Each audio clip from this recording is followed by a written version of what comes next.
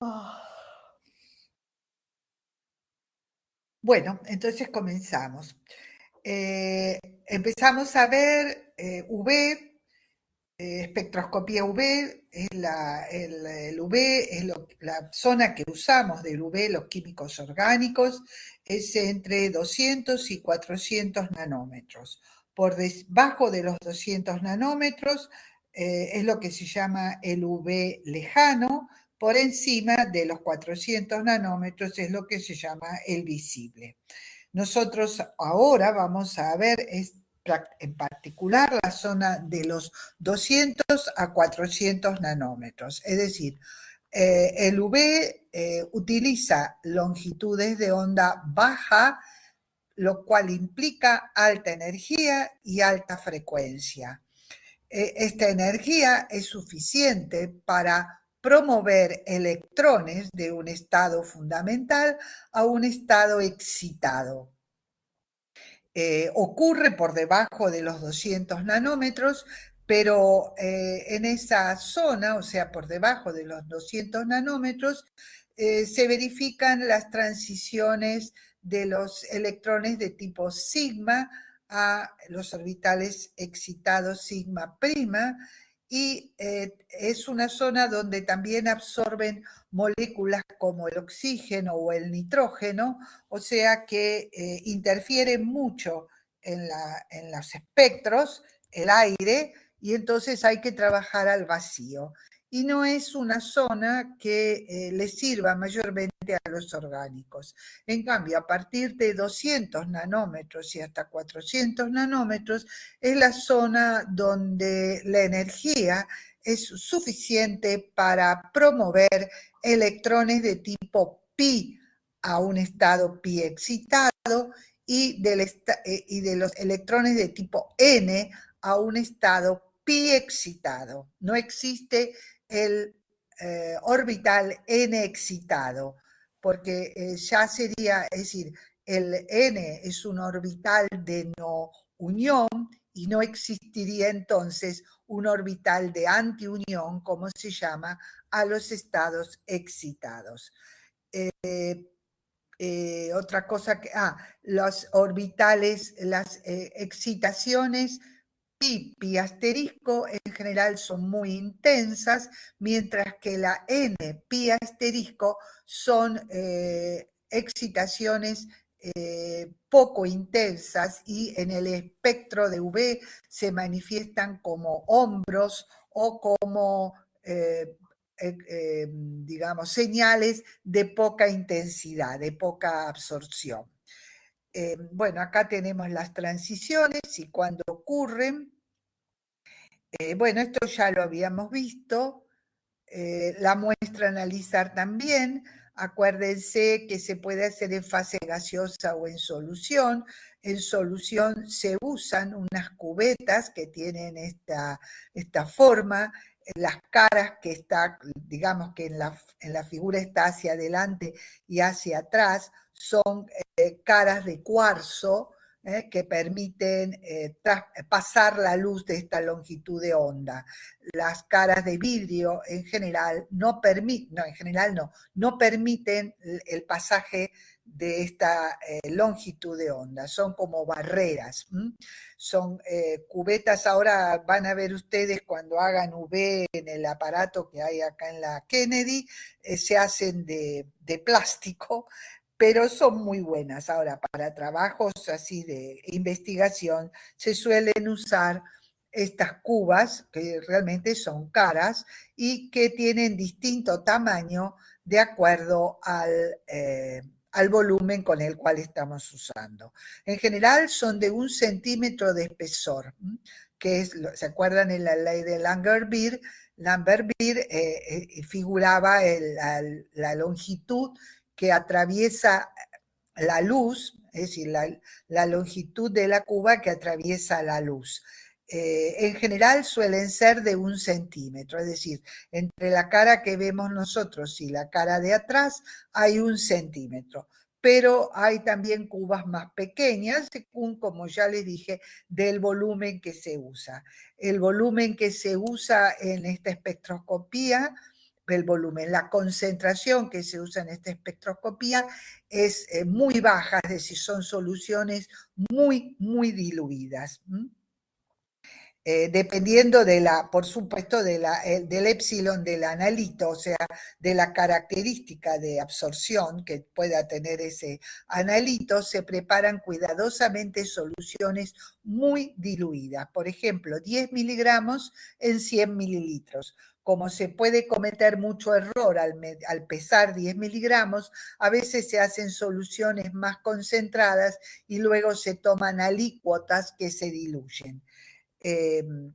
Pero en general son muy diluidas. Los solventes más comunes son el etanol, el agua, el acetanitrilo, el hexano, el metanol, de calidad espectroscópica. Así se compran, o sea, son solventes en general muy puros, donde nosotros nos aseguramos que no haya impurezas que puedan estar absorbiendo en el UV. Los aparatos, yo creo que ya se los comenté, no son caros, al contrario, son de los aparatos de espectroscopía son los más baratos y en general también pueden ser es decir, manipulados o trabajados por cualquier persona, es decir, cualquier persona lee el libro de instrucciones y inmediatamente puede comenzar a hacer un espectro UV. Es muy fácil el manejo de los mismos. Es prácticamente, si alguien usa un UV, un trabajo de rutina, no se necesita tercerizar el espectro. En general existen en casi todos los laboratorios, sobre todo de principios medicinales. Y aparte, el UV puede usarse también como detector. Es decir, es muy común encontrar aparatos de HPLC con un detector de UV. Fíjense, el sistema es el siguiente, hay una luz que en general los aparatos pueden ser que abarquen la zona de barrido en el cual vamos a leer el espectro UV, se coloca la muestra en la cuba adecuada y se lee lo que la muestra transmite, la luz transmitida. Lo que no se transmite se considera que es la luz absorbida. Entonces hay un detector y entonces se detecta la absorbancia de la muestra en función de la longitud de onda.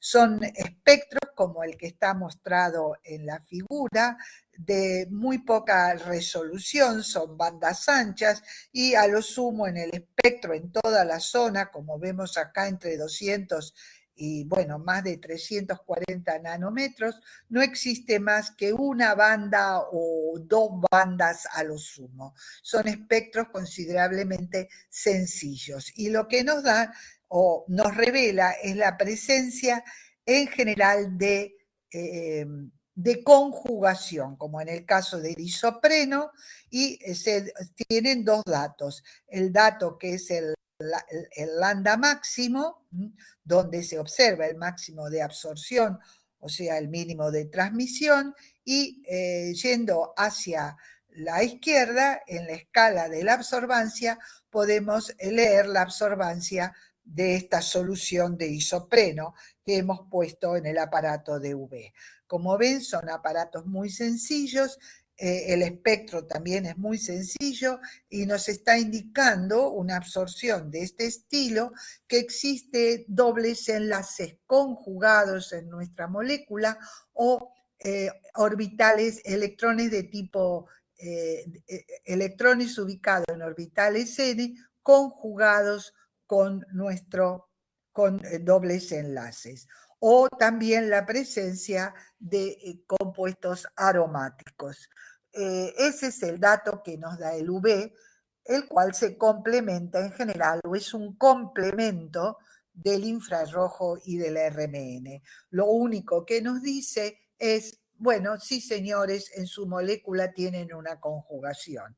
Si no, no da otro dato. Es decir, por otro lado, un doble enlace aislado en general absorbe por debajo de los 200 nanómetros, o sea que no lo registramos en los espectros de UV comunes. Lo mismo pasa con grupos que tienen electrones de tipo N y hemos excitado a un estado pi excitado. Si no hay conjugación, no los vemos en el UV.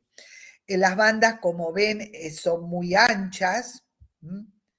Es una banda, esto implica una transición pi asterisco, es una banda muy ancha y acá explica el por qué, a diferencia de los espectros de absorción atómica en moléculas, se ven bandas anchas porque por cada estado electrónico esta banda incluye o envuelve la estructura fina debido a transiciones vibracionales y rotacionales de la molécula. Las vibracionales las vemos en el espectro infrarrojo y las rotacionales son las que se ocurren a nivel de las microondas.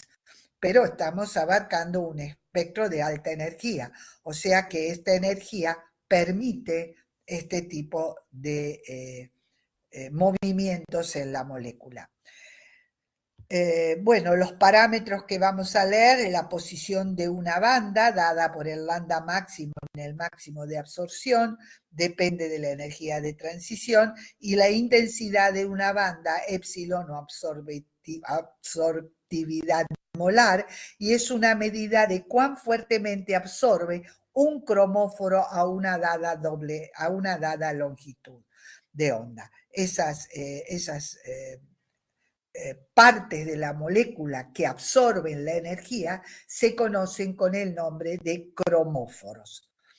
El epsilon depende de la probabilidad de transición, reglas de es decir, las que son de un epsilon menor de 1000 son muy bajas, son transiciones prohibidas, son generalmente las n pi asteriscos que vamos a ver en el espectro, mientras que las de mayor de 10.000 son altas, son transiciones permitidas. Esta que vemos acá en general es una transición permitida. La n pi asterisco es lo que se conoce como una transición prohibida porque hay un cambio de forma en el orbital.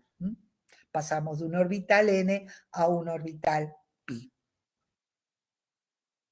Los espectros UV, bueno, se registran en el rango de 200 a 400 nanómetros, pero ya a los 800 nanómetros nos estamos refiriendo al espectro del visible, es el color, lo que vemos cuando ya tiene una absorción por encima de 400 nanómetros, lo que vemos nosotros es el color, es la luz transmitida, es la luz no absorbida, sino lo que se llama el complemento. En este rango no absorben los dobles y triples enlaces aislados, solo absorben dobles enlaces conjugados y dobles enlaces conjugados con heteroátomos como oxígeno, nitrógeno y azufre con pares de electrones de no unión. Los grupos que absorben la luz ultravioleta se conocen con el nombre de cromóforos. Un grupo cromóforo es un grupo covalente insaturado capaz de originar transiciones electrónicas. Todos van a producir transiciones electrónicas. Transiciones electrónicas visibles en la zona que nosotros estamos trabajando, o sea, de 200 encima. Ejemplos típicos, los vinilos, los dienos, los fenilos, los carbonilos, los nitros, los carbonilos alfabeto insaturados, etc. Algunos los vamos a registrar en el espectro nuestro y otros no los vamos a llegar a ver porque son aparatos que tienen que trabajar a vacío, porque si no el aire interfiere. Bueno, y acá tenemos una serie de cromóforos y vemos acá cuáles son los lambda en los cuales absorben. Por ejemplo, el triple enlace aislado absorbe entre 170 y 175 nanómetros, es el UV del vacío. En cambio, un triple enlace conjugado con un triple enlace absorbe entre 2,25 y 2,35. O sea, es algo que nosotros logramos ver perfectamente en la zona del espectro que estamos trabajando. Lo mismo si tenemos, no, esto no. Acá tenemos dobles enlaces acumulados que absorben a 2,41. En cambio, el cumuleno, dos dobles enlaces conjugados, ya absorbe en la zona del vacío. Y un doble enlace conjugado con un triple enlace absorbe en la zona que nosotros estamos estudiando o considerando en la clase. Bueno, acá tenemos una serie de transiciones, fíjense, son todas pi asterisco. Esta, o sea, el doble enlace aislado, absorbe a 165, no lo vemos, es el V del vacío. En cambio, el doble enlace conjugado, sí lo vemos, que es a 2,17, y cuando hay tres dobles enlaces conjugados, vamos a 2,58. O sea, a medida que aumenta el número de dobles enlaces conjugados, nos desplazamos hacia mayores longitudes de onda. Y cuando llegamos a los carotenos, que tienen 11 dobles enlaces conjugados, 1, 2, 3, 4, 5, 6, 7, 8, 9, 10, 11, ya estamos en la zona del visible. Este compuesto tiene color. Absorbe en la zona de 455 nanómetros y nosotros lo vemos con la luz que ellos transmiten. En general, estos compuestos se ven como naranjas. Bueno, el carbonilo por sí solo absorbe, la N-pi asterisco absorbe a 280, o sea, la vemos en nuestro zona de espectros, pero el coeficiente de extinción es tan bajo que se ve como un hombro, es de 12. En cambio, la pi asterisco no la vemos, pero tiene digamos, una absorción que se nota bien. Si la estuviéramos estudiando, la veríamos bien. Entonces, ¿qué hacemos? Si vemos la oxígeno conjugada con el carbonilo conjugado con el doble enlace. Fíjense, la N-pi asterisco sigue siendo 280 porque sigue siendo la misma, la de los no unión del oxígeno, y se ve a 27, un poco mayor, habrá alguna influencia de este pi, de estos electrones pi, y la pi asterisco a 213, o sea, ya la vemos. Entonces, un espectro de esta sustancia, de un carbonilo alfa beta no saturado, en general se ve como un pico intenso que corresponde a la pi asterisco, y en 213 lo que veremos es apenas una señal de muy baja intensidad, que se verificará con un lambda máximo alrededor de 280. Todo depende del entorno de la molécula. Ahora vamos a ver por qué. En V tenemos que aprender estos términos. Los grupos cromóforos son los grupos funcionales de las moléculas responsables de la absorción. Principalmente son dobles y triples enlaces carbono-carbono, sistemas aromáticos, grupos carbonilos, iminos, diazo, nitros y enlaces carbono-I, donde I es un átomo con pares, con electrones de no unión. Después tenemos los grupos auxocromos. Son los grupos que están unidos a los grupos cromóforos y alteran de alguna forma el lambda máximo. Pueden aumentarlo como pueden disminuirlo.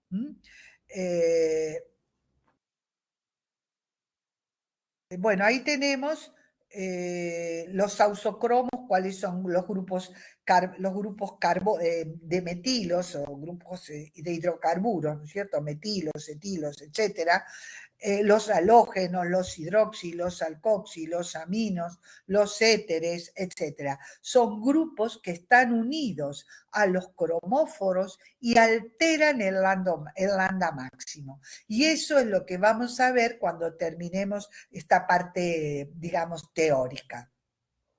Cómo esos grupos auxócromos o auxocromos alteran al lambda máximo de absorción de los grupos cromóforos. Después los grupos auxocromos pueden provocar un efecto batocrómico o un efecto ipsocrómico, es decir, como dijimos, alteran el lambda máximo. Si lo aumentan, o sea, desplazan la absorción hacia mayores longitudes de onda, decimos que ese auxócromo produce un desplazamiento batocrómico. Por eso lo pusimos en rojo. Nos vamos hacia mayores longitudes de onda, menores energía, más hacia la zona del visible o del infrarrojo. En cambio, si disminuye la longitud de onda de absorción, decimos que producen un efecto ipsocrómico. La absorción del cromóforo se desplaza hacia menores de longitudes de onda, o sea, hacia la zona del azul. Después, eso en cuanto a cómo se desplaza la longitud de onda, pero aparte hay efectos que se pueden notar en la absorción. Aquellos que aumentan el épsilon máximo, o sea, aumentan la absorción, la banda presenta mayor intensidad de absorción, se dice que son grupos que producen un efecto hipercrómico, y los que al contrario disminuyen la absorción, decimos que producen un efecto hipocrómico.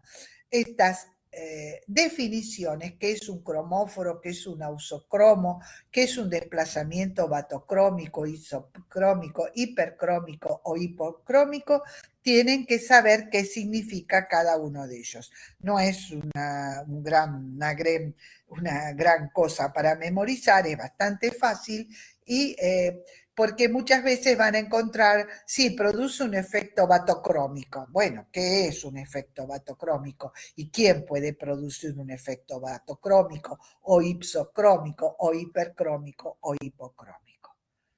¿Y qué es un cromóforo, por supuesto?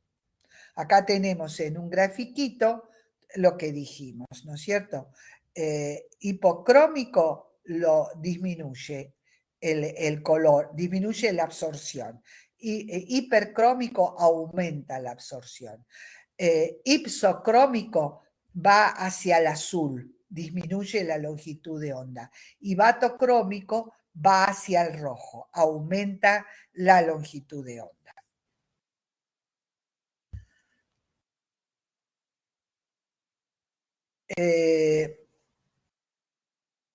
Cuanto mayor es la conjugación, más disminuye. ¿Por qué hay un efecto batocrómico? Porque cuanto mayor es la conjugación, más disminuye el salto energético de las transiciones. Es decir, se acorta la distancia entre el homo y el lumo. Se acorta la distancia entre el lomo y el lumo. Se facilita de alguna forma el salto energético desde el lomo hasta el lumo. Entonces, como hay menos energía que se requiere para hacer ese salto, nos desplazamos a mayores longitudes de onda.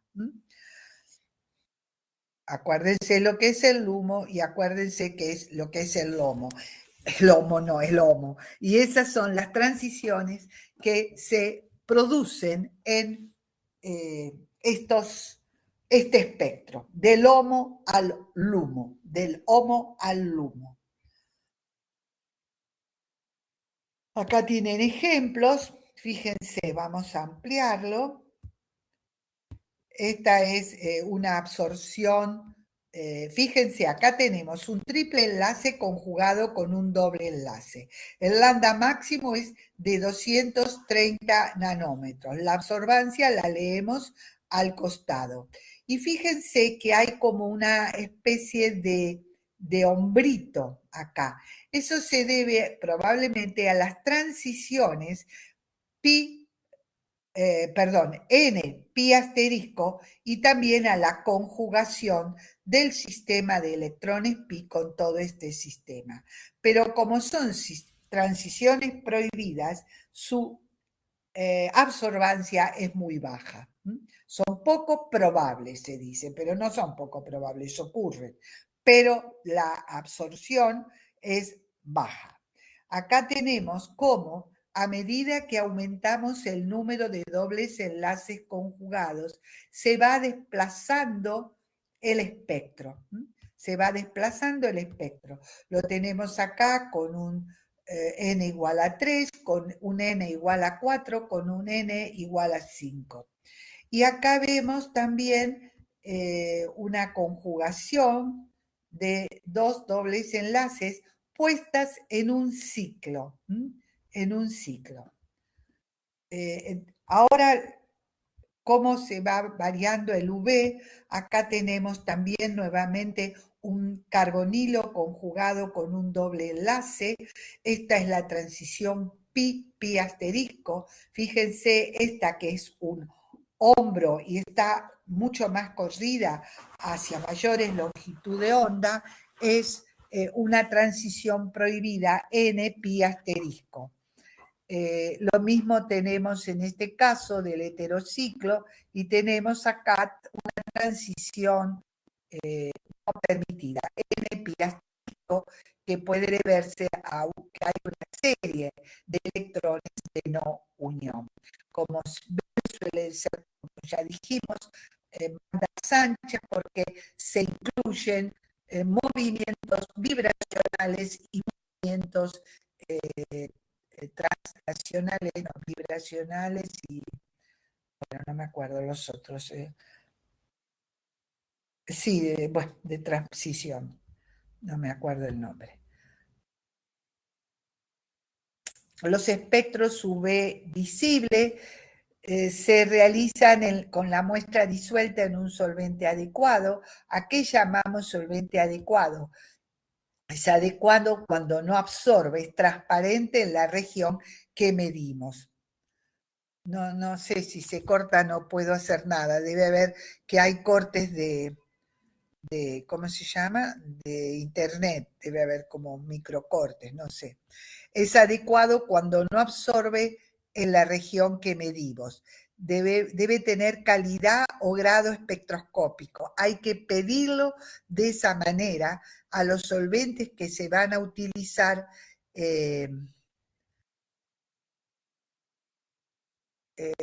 Que se van a utilizar para hacer UV. Son solventes, por supuesto, más caros, pero bueno, se requiere eso para evitar interferencias. Es decir, tiene que tener de bajo nivel de impurezas. Debe disolverlo completamente analito y debe ser inerte químicamente. Y vuelvo a decir, bueno, acá tenemos, ¿cómo se llama? Los solventes más comunes. Todos tienen una cierta absorción, pero fíjense que a lo sumo serán hombros porque no son solventes que tengan conjugación. A lo sumo tienen un par de electrones de no unión.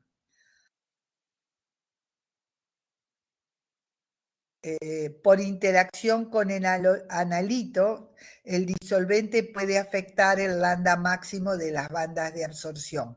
Por ejemplo, por efecto de solvatación del par de electrones del heteroátomo, la energía del orbital n cambia, es decir, puede haber algún desplazamiento por alguna interacción.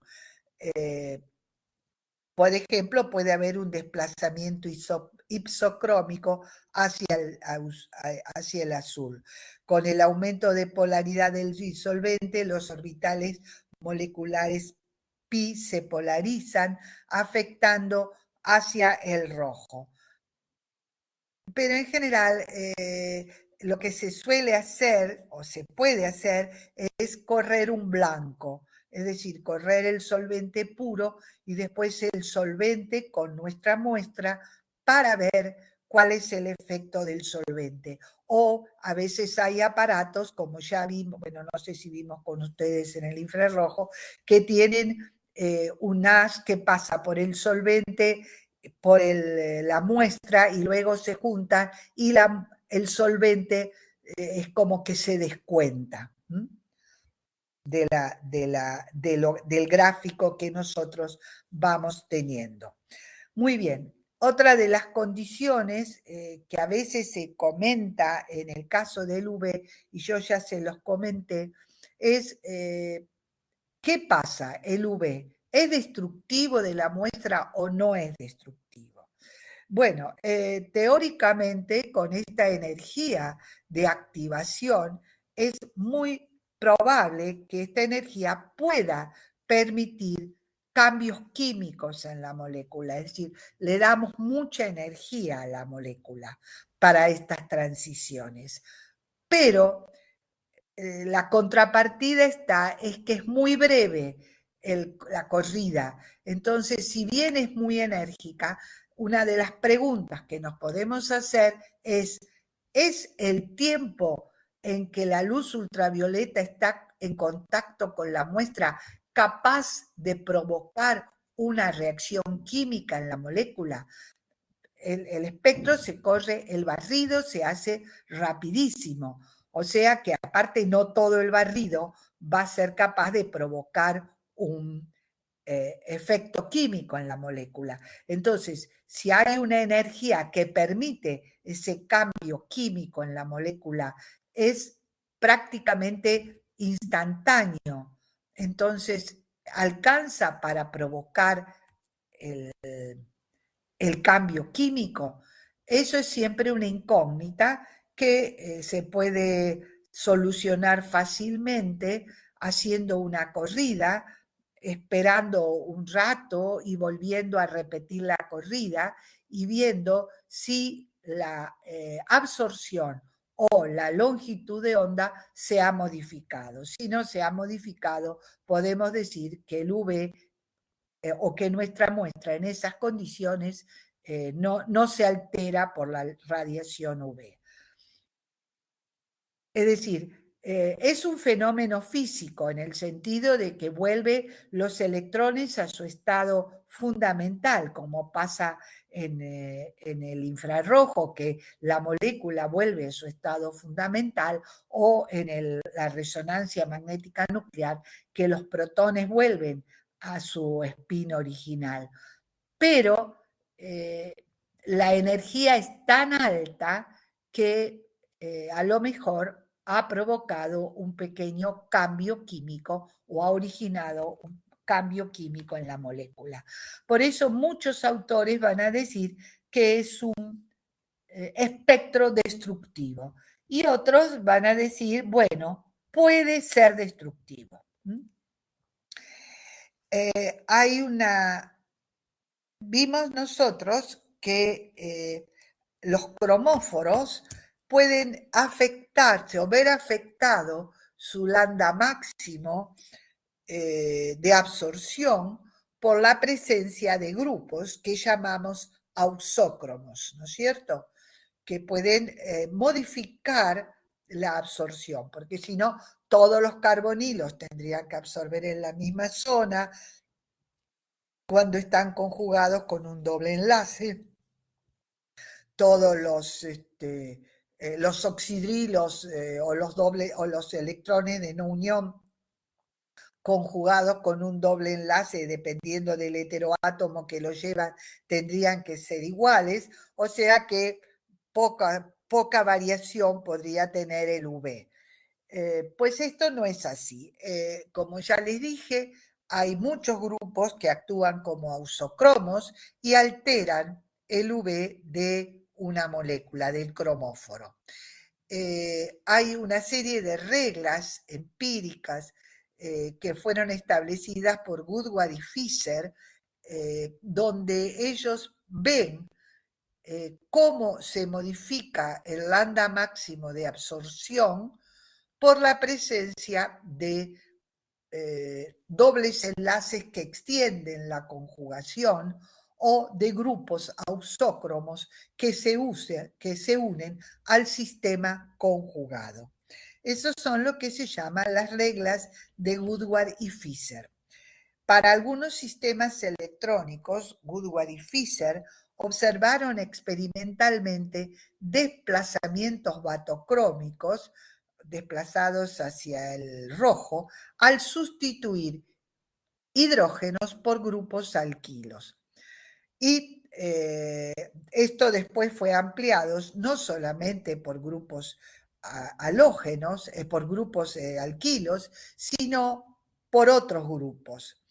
Está hecho en base a la observación, es decir, comparando y comparando espectros de UV, se llegaron a estas reglas.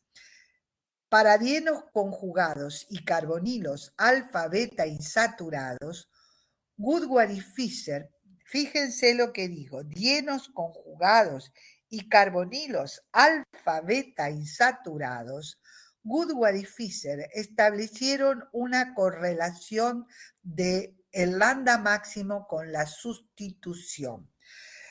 Esto nos permite predecir el lambda máximo de absorción UV visible para la transición en pi asterisco.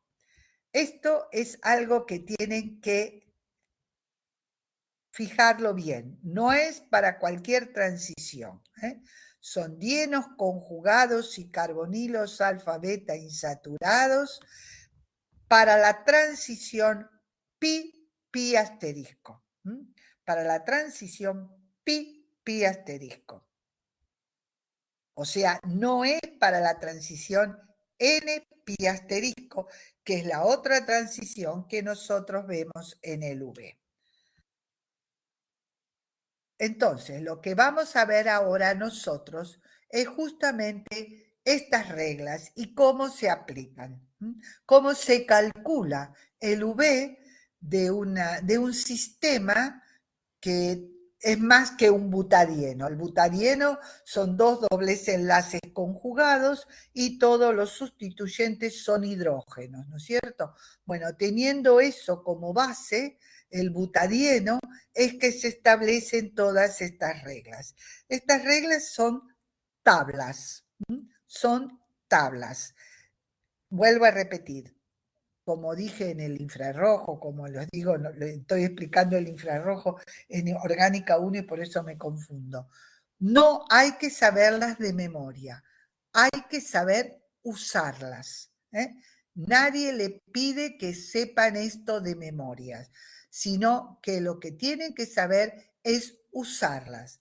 Y para usarlas no hay nada mejor que leerlas.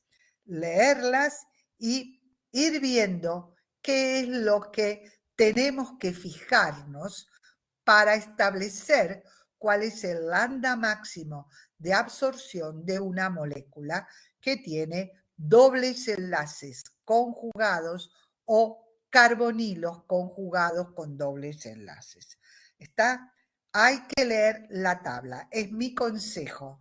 ¿Por qué? Porque si ustedes leen la tabla, no se olvidan de nada. Si ustedes no lean la tabla, allá ustedes con el resultado que dan. ¿Ok? Fíjense, las tablas establecen que si nosotros tenemos un dieno, un butadieno aislado, o lo tenemos en un sistema de este estilo, o lo tenemos en un sistema de este estilo, o lo tenemos en un sistema de este estilo, no importa, están los dos en dos dobles, en dos ciclos, o están uno en un ciclo y otro como un doble enlace saliendo del ciclo, o bien como un ciclo y otro fuera del ciclo en otro doble enlace, hay un valor básico para poner a todos estos sistemas, que son los sistemas con cómo se puede presentar dos dobles enlaces, que es de 214 nanómetros. Es decir, si nosotros tomáramos el butadieno solo, sería de 214 nanómetros. Pero acá vamos a ver que estos siguen teniendo una base, aunque no llegan a absorber a 214 nanómetros. ¿Por qué? Porque tienen ese sistema básico encerrado en otro entorno. Acá el único que realmente lo ponemos en el UV y absorbe a ese UV es el butadieno. Los demás vamos a considerar que parten de esa base, pero se le suma algo, que es el entorno en donde se encuentra.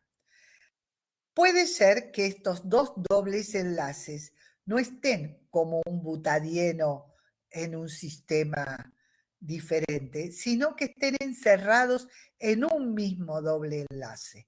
Y entonces la base ya es de 253 nanómetros. Es decir, en todo sistema conjugado de dos dobles enlaces vamos a tener una base. Esa base va a ser o 214 o 253. Y ahora le vamos a sumar lo que rodea a esa base, que para el único caso que es 214, puro, es para el butadieno. Fíjense, por cada sustituyente al kilo vamos a sumar 5 nanómetros. Acá tenemos un sustituyente al kilo, acá tenemos un sustituyente al kilo, acá tenemos un sustituyente al kilo.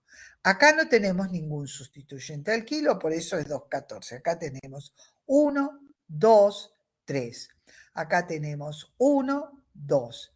Acá tenemos 1, 2. Entonces, por cada sustituyente al kilo, acá tenemos 1, 2. Vamos a sumar 5 nanómetros. Por cada doble enlace exocíclico vamos a sumar 5 nanómetros. ¿A qué llamamos un doble enlace exocíclico? Llamamos a un doble enlace exocíclico un doble enlace que tiene un carbono en un ciclo y otro carbono fuera de ese ciclo. Este no es exocíclico. ¿Por qué? Este no tiene ningún carbono en un ciclo. Este tampoco, porque tiene los dos carbonos en el mismo ciclo. Pero este tiene un carbono en un ciclo o en un ciclo común a dos ciclos, o tiene un carbono que pertenece a este ciclo y otro carbono que no pertenece a ese ciclo. Entonces, este doble enlace es un exocíclico. Es, para el que vea mejor, es la sartén, mejor dicho, es el mango de una sartén. Este es el mango de esta sartén. Este no es el mango de ninguna sartén, pero este es el mango de esta sartén. Entonces, por cada enlace exocíclico vamos a sumar 5 nanómetros. Acá no hay ninguno, acá hay uno, aparte de los 3 que ya vimos, acá hay uno y acá no hay ninguno. Entonces ya acá tenemos 4 lambdas máximos diferentes. Este 214, este 214 más 15 más 5, o sea, más 20. Este es 214 más 10 y más 5, o sea, más 15. Y este es 214 más 10, o sea, 224. No sé, bueno, 214, 215, a lo mejor le puse 215. ¿Me entienden cómo se va haciendo, cómo se va sumando? Se van sumando todos los incrementos que podemos ver en una molécula. Sigamos leyendo. Por cada doble enlace conjugado adicional, 30 nanómetros. Acá solamente hay un dieno, acá hay solamente un dieno, acá hay un dieno, acá hay un dieno y acá hay un dieno. No podemos sumar ningún doble enlace. Ojo, que todos estos incrementos corresponden a los sistemas que están conjugados. ¿Qué quiere decir? Que si acá yo hubiera tenido un doble enlace extra, yo a esto le tendría que haber sumado ese doble enlace extra. Pero si yo hubiera tenido un doble enlace acá, esto no es un doble enlace conjugado adicional, porque este doble enlace no está conjugado con mi sistema diénico. Si yo hubiera tenido un doble enlace acá, este doble enlace yo no lo considero. Primero, porque no está mi sistema conjugado. Entonces, aunque es exocíclico como este, como no está en mi sistema conjugado, yo no lo considero. No lo considero. Sí podría considerar, por ejemplo, este doble enlace acá. ¿Por qué? Porque acá este sistema está conjugado con mi sistema de dobles enlaces. Todo lo que yo estoy sumando es a la base, a la base. No se preocupen que después vamos a hacer ejercicios. Bueno, y después tenemos por cada grupo fenilo conjugado. Después lo vamos a ver eso, es decir, si hay un sistema acá, por ejemplo, que es un fenilo conjugado con todo este sistema, suma 60 nanómetros. Por cada grupo O acetilo no sumamos nada, por cada grupo O alquilo sumamos 6, por ese alquilo sumamos 30, por cloro bromo sumamos 5, por N alquilo sumamos 60. No hay correcciones por disolvente. Muy bien, entonces ahora vamos a ver algunos ejemplos y después, cuando terminemos todo esta teórica, digamos, yo le dije a Gabriel, creo que habrá subido otros ejercicios para que practiquen. A lo mejor algunos son repetidos, pero bueno, es para que practiquen este sistema.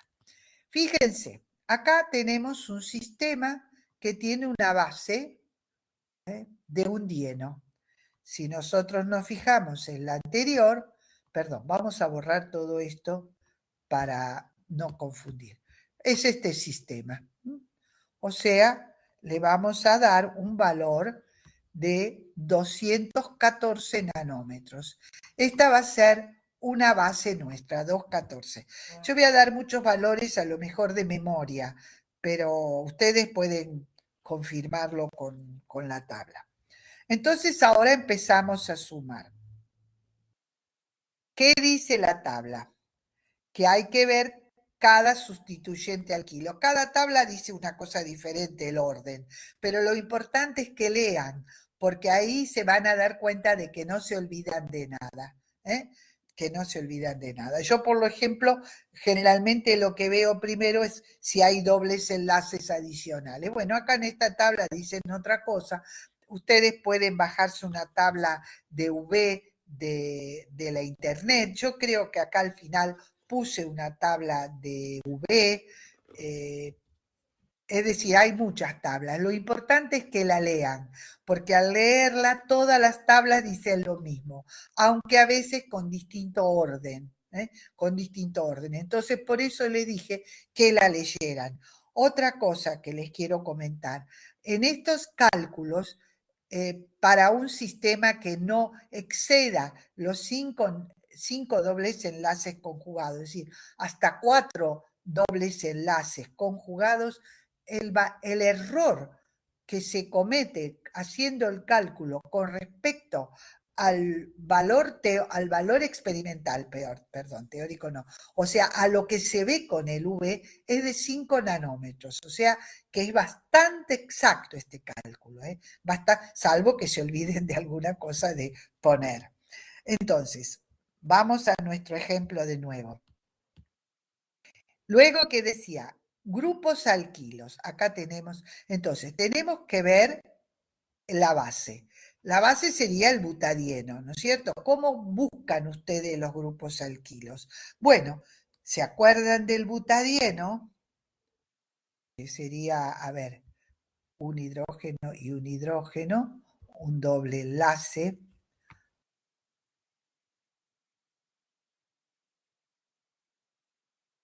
Un enlace simple, otro doble enlace. Bueno, me salen feos, pero sepan perdonar. Y acá tenemos dos hidrógenos, ¿no? Todo lo que está sustituyendo al carbono en el butadieno para hacer que los carbonos tengan su 4 valencia son hidrógenos. Entonces, todos los grupos que en el sistema diénico nuestro no sean hidrógenos son grupos que de alguna forma contribuyen a nuestro sistema, a nuestro lambda máximo.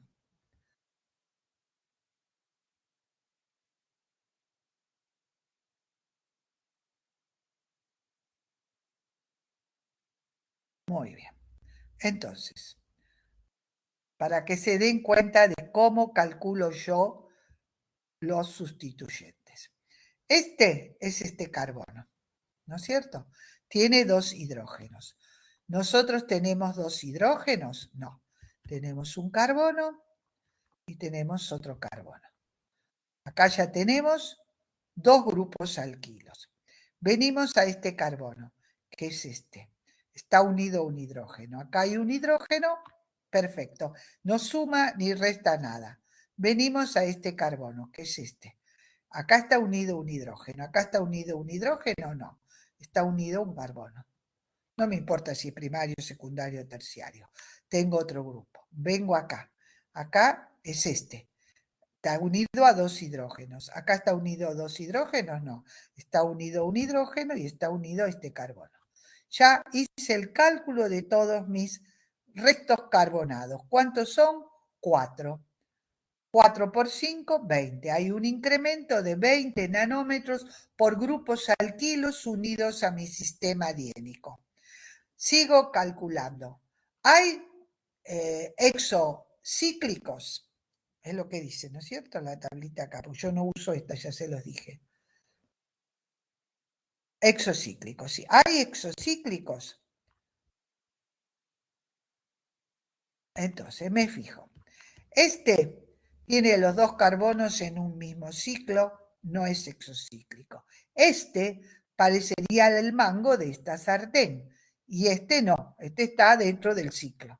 Entonces, este, que es, digamos, sería un carbono de dos ciclos, es un exocíclico. En este caso es un exocíclico y entonces contribuye con 5 nanómetros. A ver, ¿qué dice? ¿Hay dobles enlaces con extraconjugados? No.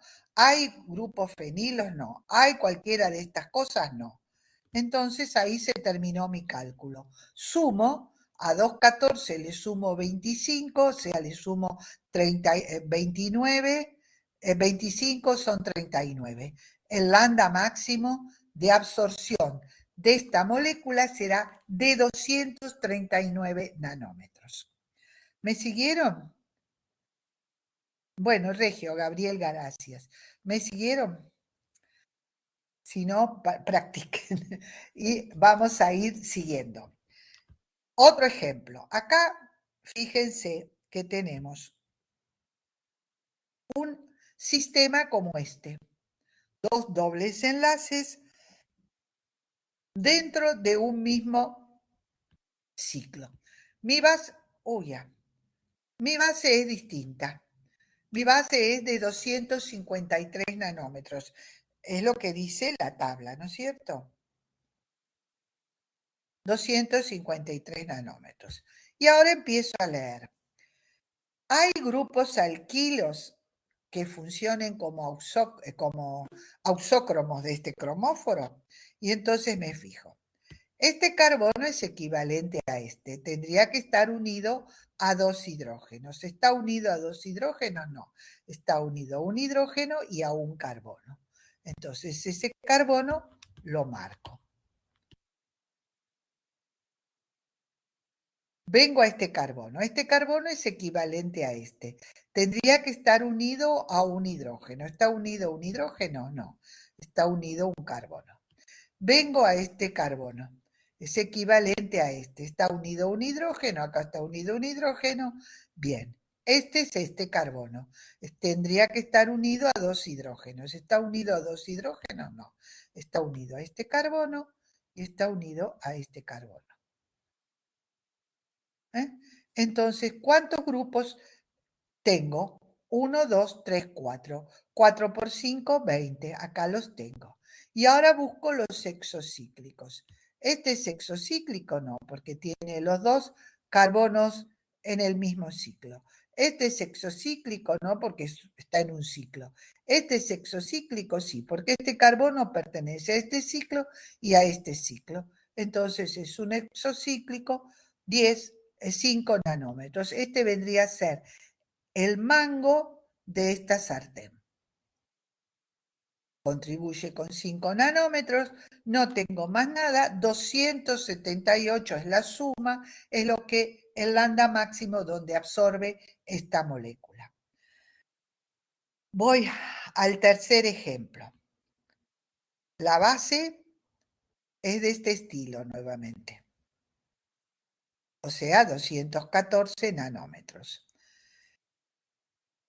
Me fijo. 214. ¿Cuántos sustituyentes tengo? Directamente 1, 2, 3. Este es un sustituyente al kilo, este es un sustituyente al kilo, este es un sustituyente al kilo. O sea, 2 por 3, 15. ¿Hay un exocíclico? Sí, este es un exocíclico, es el mango de esta sartén. Este es exocíclico, no. O sea que a 2,14 les tengo que sumar 20. 3 por sustituyentes y 1 por exocíclico.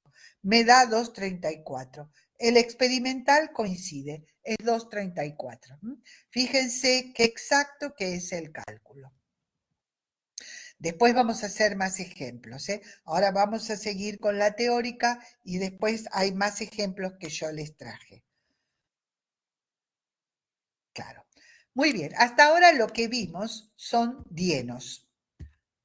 Dos dobles enlaces conjugados en un entorno que es diferente. Pero ya sabemos cómo calcular o qué considerar de ese entorno. Hay que considerar los grupos alquilos o halógenos o éteres o ésteres, etc. Hay que considerar los dobles enlaces que extienden la conjugación y hay que considerar los exocíclicos. Muy bien. ¿Qué pasa cuando en el sistema nuestro no tenemos solo dobles enlaces, sino que tenemos carbonilos conjugados con dobles enlaces? Que eso es lo que vamos a ver ahora. Son los mismos tipos de cálculo debidos a los mismos autores. Los compuestos carbonílicos tienen dos absorciones, pi asterisco, que es la permitida, a 190 nanómetros, y n-pi asterisco, que es prohibida, a 280 nanómetros. Lo que vamos a ver nosotros es la pi asterisco. No tenemos nada que ver en este cálculo con la n-pi asterisco. La sustitución del carbonilo con un grupo auxocromo altera el lambda máximo y el épsilon, produce un efecto batocrómico hacia el rojo de la banda debido a la transición pi asterisco y un efecto ipsocrómico hacia el azul de la transición n-pi asterisco. Sabemos que es ipsocrómico, o sea que se juntan más las dos bandas, pero no sabemos con cuánto influye. En la n-pi asterisco no la vamos a calcular. La única que vamos a calcular es la pi asterisco. Entonces acá tenemos todo. El desplazamiento isocrómico se explica por el efecto inductivo atractor de electrones del oxígeno, nitrógeno o halógeno que quita electrones del carbonilo. Esto hace que los electrones del nitrógeno, N del oxígeno carbonílico, queden unidas con mayor firmeza, desplazando al azul la banda debido al N pi asterisco. Pero no la vamos a calcular. No es que no la vamos a calcular nosotros, no se puede calcular, no hay una correlación como tenemos ahora. En la mayoría de los casos, el efecto batocrómico observado para la transición pi asterisco no es lo suficientemente importante para que la banda caiga al V cercano. No sé qué quiere decir esto. No sé, esto está mal, porque caiga a menos de 200 nanómetros. Sin embargo, si el carbonilo es parte de un sistema conjugado pi, ambas bandas sufren desplazamiento batocrómico o hacia el rojo.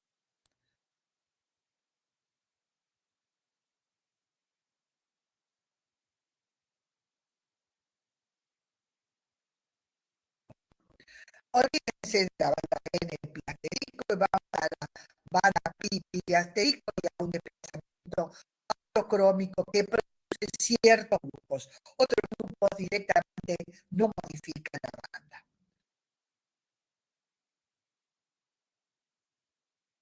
Bueno, ahora no encuentro, acá está, no encontraba mi flechita.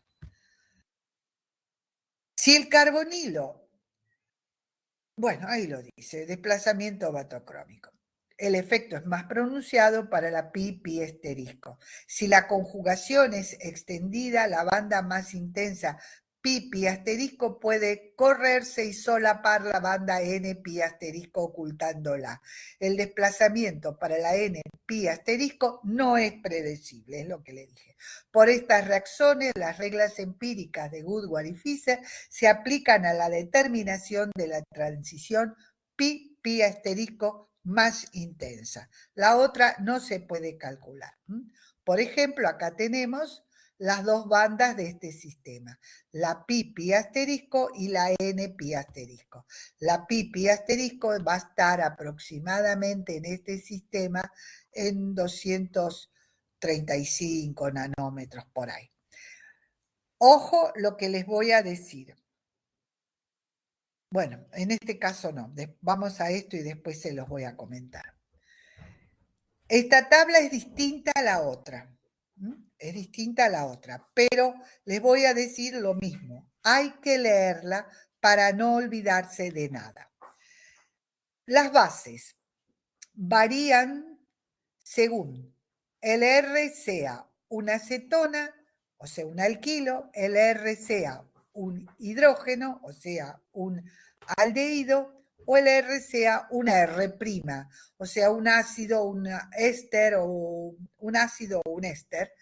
Y fíjense que entonces la base del carbonilo alfa beta no saturado varía. Una cosa que les quiero, bueno, el carbono, acuérdense que el carbono vecino al carbono carbonílico es el carbono alfa y el carbono vecino al carbono alfa, o sea, la otra parte del doble enlace, es el carbono beta. Y de ahí seguimos con el alfabeto. Este es el carbono gamma y este es el carbono delta y todo lo demás se llama épsilon. Entonces, un sistema carbonílico alfa beta no saturado, según el R, o sea, según el carbonilo sea de cetona, de aldehído o de ácido o derivado de ácido, tiene una base que es diferente. Cuando ese carbonilo está en un sistema cíclico, como este caso, de 5 átomos, no sé qué hacer, se corta, pero bueno, tendránlo, no sé. Yo estoy leyendo siempre lo mismo. Lo único que puedo hacer es suspender la clase, porque no puedo hacer otra cosa. Estoy siempre leyendo en la misma posición, tengo la computadora más cerca, me lo tengo que poner sobre la cara, porque ya más cerca no la puedo tener. Y bueno, se corta porque es la hora en que todo el mundo prende la internet. Eh, Pero ahora no se ha cortado, Claudia, así que puede ser que también esté fallando la recepción más que el de la profesora. y sí, pero yo no puedo hacer nada, porque más de lo que estoy haciendo, te digo, tengo la computadora en mi falda para que no esté en una mesa y hablo directamente a la computadora. No, no, No, no pero sé qué hacer. tiene rato que no se corta, así que puede ser o sea, el mismo Bueno, Canvas. para mí se corta la internet, eso es lo que pasa, o tiene altos y bajos la internet, y es por eso que a veces se escucha y a veces no se escucha. Bueno, acá hay otra descripción de lo mismo, de esto, pero con otro doble enlace que extiende la conjugación del carbonilo alfa-beta no saturado a un carbonilo alfa-beta gamma delta no saturado. Fíjense que de 2,15 pasa a 2,45, de 2,10 pasa a 2,40 y de 195 pasa a 3,35. Es decir, son 30 nanómetros de diferencia. Eso es lo que en la primera tabla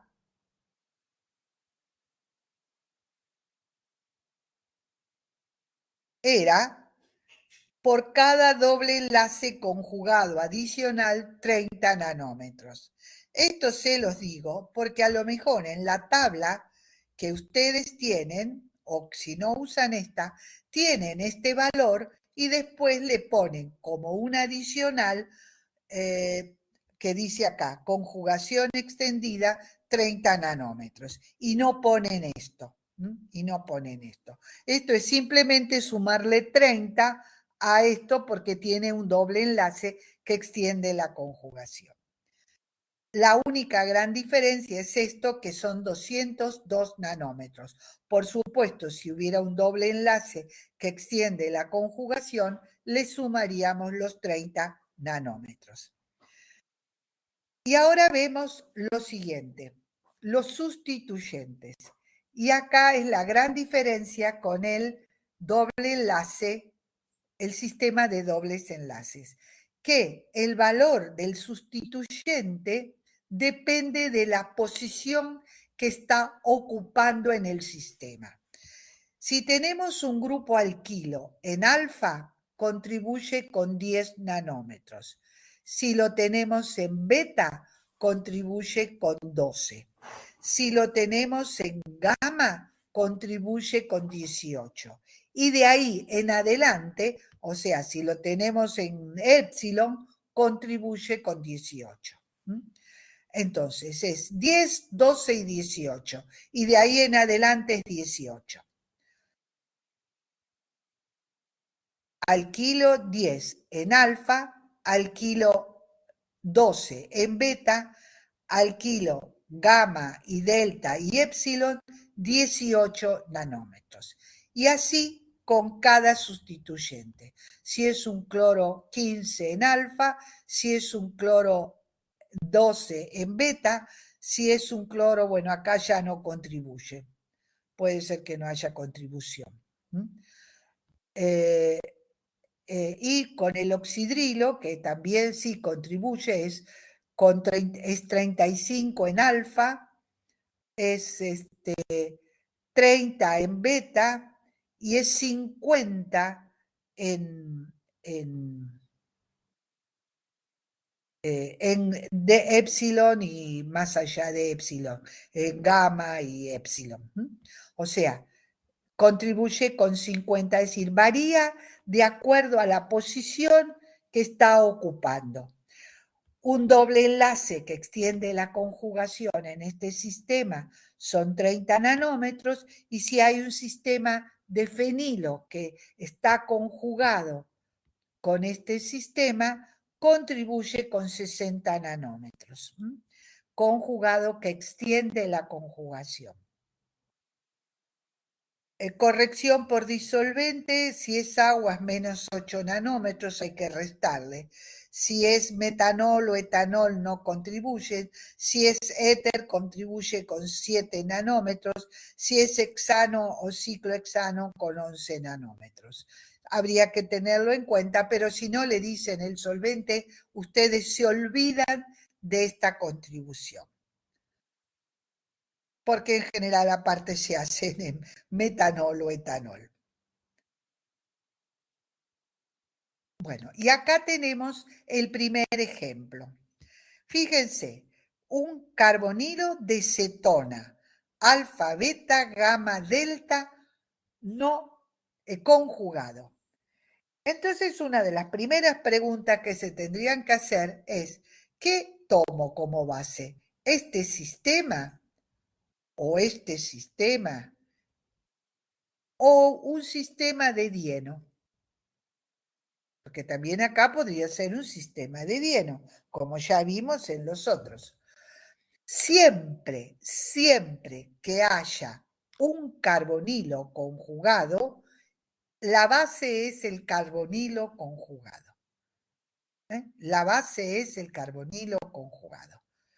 Entonces, como acá tengo un sistema de carbonilo conjugado, me olvido del dieno conjugado y tomo el carbonilo conjugado, que es de 215 nanómetros, pero como tiene un doble enlace que extiende la conjugación, son 245 nanómetros.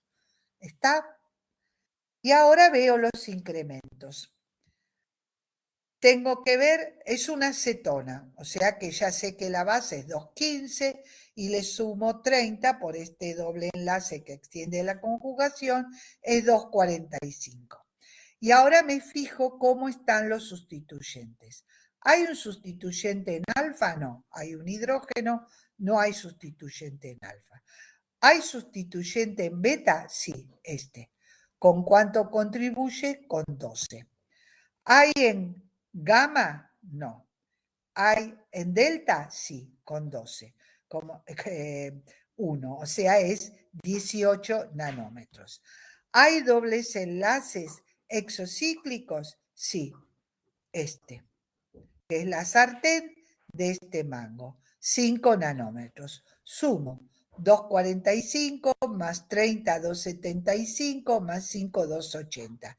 El experimental es 283 nanómetros. Más o menos, le dije, 5 nanómetros.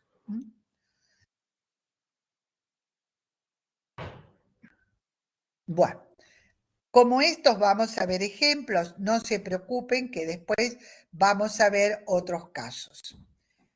Por ejemplo, podríamos ver un caso, después lo vamos a ver, cuando hay un doble enlace acá. Por ejemplo, cuando hay un doble enlace ahí. Seguimos tomando como base el sistema carbonilo alfa beta no conjugado. Siempre tomamos el carbonilo alfa beta no conjugado. Vamos a ver más ejemplos. Simplemente estuvimos viendo ahora qué era lo que pasaba cuando teníamos un carbonilo, que podía ser de aldehído, de cetona o de ácido o derivado de ácido. Y la gran diferencia está en que el incremento de los grupos depende de la posición que están ocupando en el sistema. Después tenemos el incremento de 30 nanómetros igual, el incremento de el exocíclico igual que en el otro caso. Vamos a tener otro incremento que no tenemos en otros casos y por eso después lo vamos a ver en un ejemplo que es, y acá no lo tienen, ¿ven? Eso por eso esta tabla no me gusta, que es, bueno, después lo vemos. Tiene que estar en alguna tabla. Vamos a ver ahora los compuestos aromáticos, los bencenos.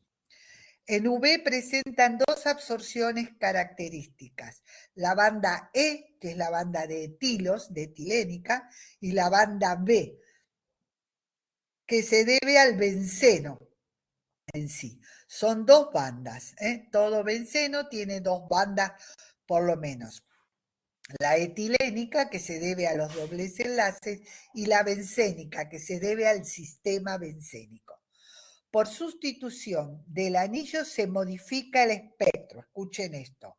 Con sustituyentes capaces de conjugar con el anillo, la banda E, la etilénica, presenta un desplazamiento hacia el rojo y se denomina banda K. Con sustituyentes con pares de electrones sin compartir, aparece una banda poco intensa, que es la banda R, debido a la transición N-pi asterisco. Entonces, acá tenemos el espectro V del benceno.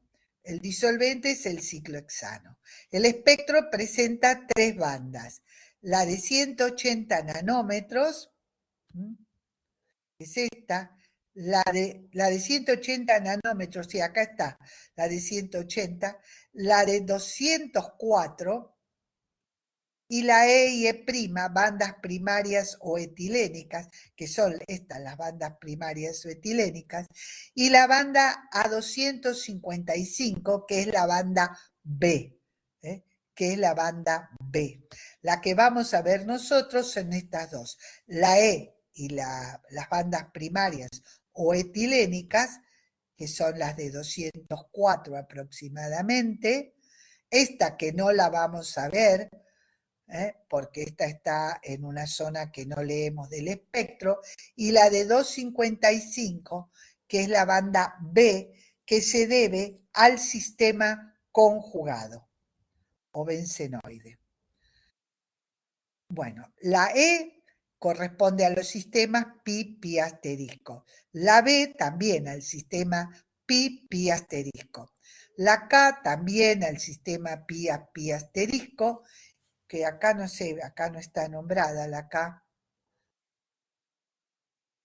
Ah, sí, cuando hay sustituyentes, sí. Y la banda que podría aparecer, la R, N pi asterisco, que va a ser de muy poca intensidad y solamente va a aparecer cuando tengamos grupos que tienen unidos al benceno, que tienen, ¿cómo se llama?, electrones de no unión, que están conjugados con el anillo bencénico. La sustitución en el anillo causa desplazamientos, pero no hay reglas empíricas para predecir el lambda máximo como vimos para dienos, enonas, etc., salvo para los compuestos carbonílicos aromáticos derivados benzoil que veremos a continuación. ¿Qué quiere decir? Que esta banda va a tener una banda que va a aparecer, pero puede modificar las bandas del anillo bencénico, pero no hay una regla que me dice cómo la va a modificar. Lo que sí podemos ver es cómo va a modificar alguna banda, creo que la pi asterisco, la E y la B, si hay un carbonilo conjugado con el anillo bencénico. O sea, vamos a ver ahora unas reglas que son las reglas de Scott, que solamente se aplican. Las demás sabemos que va a modificarse, pero no sabemos cómo. Lo que sí vamos a saber y podemos calcular es cuando hay compuestos carbonílicos de cetonas, de aldehídos, de ácidos o de ésteres, pero esos compuestos están conjugados con el anillo aromático. O sea que si aparece acá un CH2 y otro después el carbonilo, eso no lo vamos a poder ver. Se aplican solo en compuestos carbonílicos aromáticos o benzoilos. benzoilo porque esto es un sistema benzoilo. Esto es un sistema benzoilo. Esto es un sistema benzoilo. El benceno unido a un carbonilo es un sistema benzoilo, donde el carbonilo está conjugado con el sistema pi del anillo. Estas reglas permiten predecir el lambda máximo de absorción según los sustituyentes que haya en orto, en meta y en para. Para el resto de los compuestos aromáticos no hay una correlación clara entre la estructura, o mejor dicho, el V y cómo influye ese sustituyente, salvo que ese sustituyente sea un carbonilo directamente unido al anillo. Dado que aumenta la conjugación, bueno, en sistemas policíclicos, como aumenta la conjugación del sistema pi, las bandas E y B se desplazan hacia mayores longitudes de onda. Tal es así que la segunda banda primaria cae a más de 200 nanómetros. También presentan una estructura fina. ¿Ven cómo se divide? Por eso es que se dice que hay una estructura fina. Este compuesto ya son 4 dobles anillos bencénicos conjugados, ya es de color, es decir, ya la absorción se debe a el color que deja transmitir la sustancia que la luz que se absorbió. Este es el espectro del naftaleno, del antraceno y del naftaceno. Pero no se puede predecir si hay un sustituyente en cuánto va a influir. Muy bien. La posición de la banda K es lo que se predice. Si es un aldehído, si es una acetona, el valor base es de 2,46. Si es un aldehído, el valor base es de 50. Si es un ácido carboxílico, el valor base es 2,30, igual que el éster. Y entonces hay tablas que me dicen cómo influyen sobre esta base los sustituyentes según ocupen la posición orto, meta o para respecto a este grupo. Creo que están acá. Sí. Incrementos por sustituyente en orto, meta y para.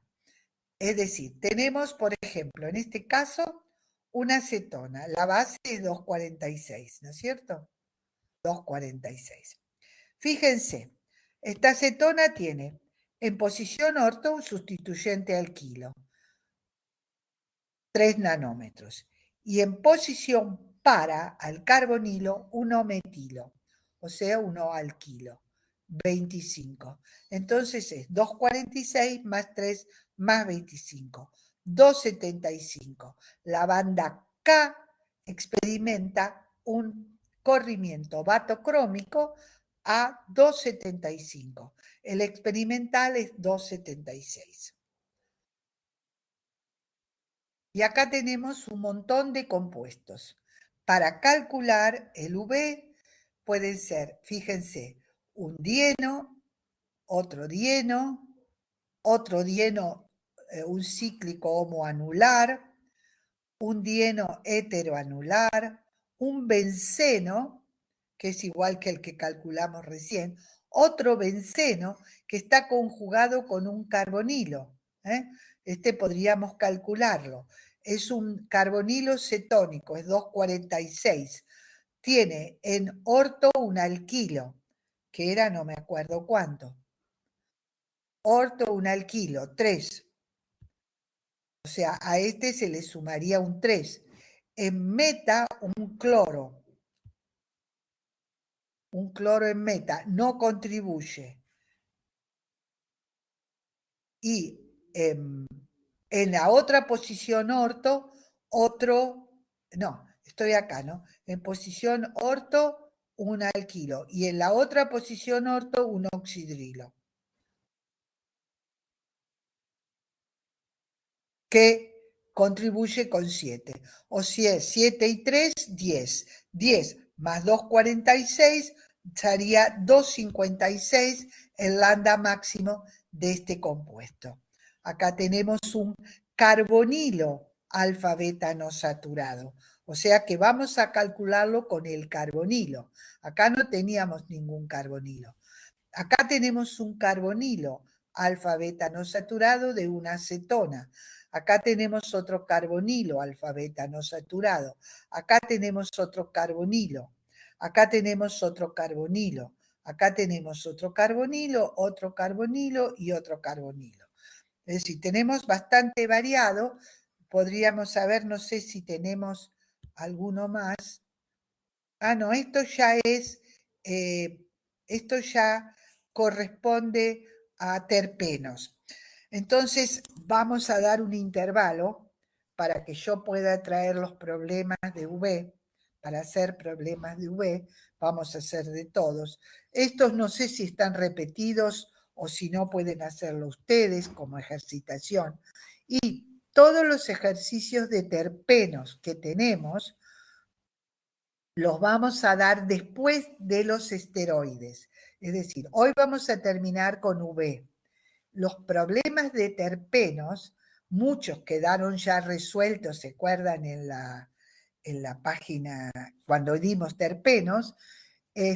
Los vamos a explicar algunos cuando expliquemos problemas de esteroides. O sea, los vamos a dejar para otra clase. Y yo se los voy a mandar a Gabriel y Gabriel los va a subir a módulos. Así que hoy vamos a terminar con V, porque ya no podemos terminar con muchas cosas. Terminamos con V. La clase que viene, que es el lunes que viene, empezamos con esteroides.